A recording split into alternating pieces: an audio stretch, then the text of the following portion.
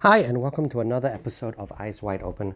Today, I'd like to share a short thought from this week's Torah portion. This week's Torah portion is in the middle of a few weeks' story of Joseph and his brothers. Jacob has 12 sons, Joseph and 11 others, and many of them do not like Joseph. And ultimately, they sell him to Egypt. He ends up as a slave in Egypt. And in this week's Torah portion, his downward turn has a reversal, and he ends up as the second most powerful person in the entire land of Egypt. And it is a story of Joseph's personal period of exile, and ultimately in this week's Torah portion, he becomes free. And beyond just Joseph's personal exile and freedom, it is the start of the entire Jewish people's slavery in Egypt and ultimately their freedom from Egypt. Because Joseph coming down to Egypt and becoming the second most powerful person in the land of Egypt, and in particular, the person in charge of sending food to all the world around them, because the whole world was in a state of famine, and only Egypt, because of Joseph's wisdom, had food, was the start of how the Jewish people came to be in Egypt. Jacob sent his sons to go buy food from Joseph. They didn't know Joseph was Joseph. And that started a whole story that brought the entire Jewish people down to Egypt to reunite and have the whole family come together again, which is how the Jewish people became in Egypt, and ultimately became enslaved in Egypt, and ultimately were freed from Egypt. And what is very interesting is that a huge part of this story of Joseph ending up in Egypt, Joseph becoming freed from Egypt, which leads to the Jewish people with descending to Egypt, becoming enslaved in Egypt, and ultimately being freed from Egypt, has to do with dreams. There were three stages of dreams that happens in Joseph's life that are very much tied into the trajectory that his life takes. The first is, as a 17-year-old boy, he dreams about his father and his brothers bowing down to him, which is ultimately what happened. And the dream so infuriates his brothers that they sell him into slavery. And that dream is what starts Joseph's personal story of exile.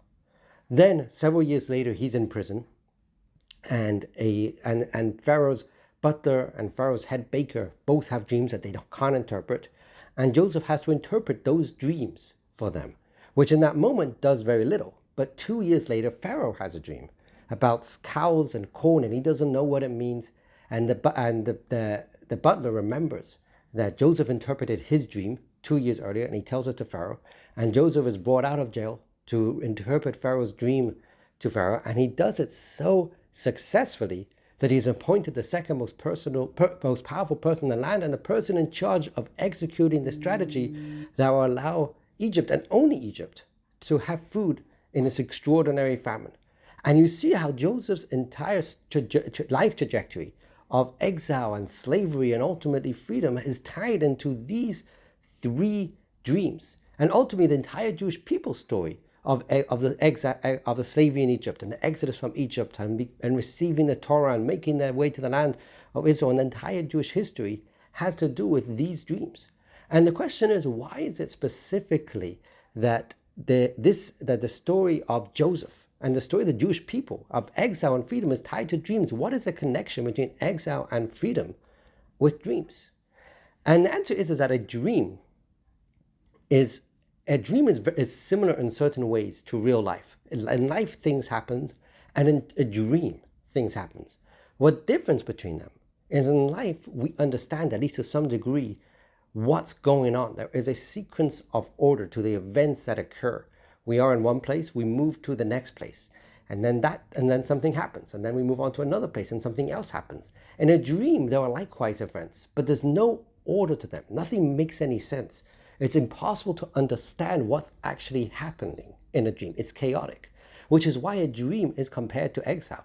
In exile, there are sequences of events, but it doesn't make any sense. We know that the Jewish people, and yet we're constantly under persecution. We're constantly being hated by the whole world. We know we're supposed to keep the Torah mitzvot, and yet the whole world seems to fight us against it. There's sequences of events, but it doesn't make sense. And the mission of life, Joseph's mission in life, and the Jewish people's mission in life, as we are in exile, is to be a dream interpreter. Instead of being afraid of exile, instead of being afraid of the chaos, to interpret that chaos, to find meaning, to show the entire world how all that chaos actually has meaning, actually has purpose, is trying to inspire us to live our fullest lives.